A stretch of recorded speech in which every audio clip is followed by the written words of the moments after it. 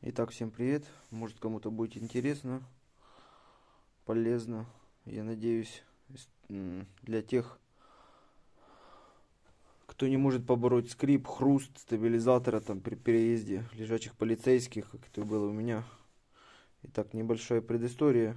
Были у меня втулки, стояли стабилизатора. Вот такие вот без бурта. Поставил их.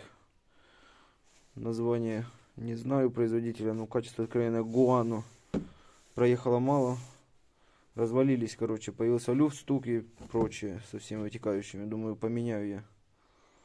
Поставил вот такие, купил. Вроде как нормальные, резина PH. Не видно. PH резина. Ну, качество добротное, вроде нормальное. Поставил их, стук пропал. Зато при переезде лежачих, как я уже сказал ранее, жесткие скрипы. Скрип, хруст, не знаю, как сумасшедший ад, короче.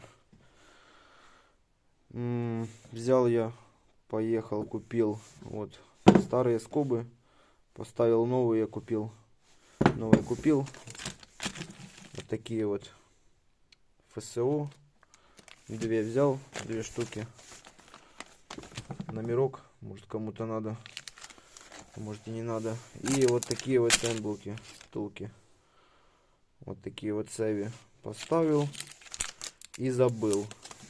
Не хрустит, не скрипит. В общем, я доволен. Всем пока, может кому-то пригодится.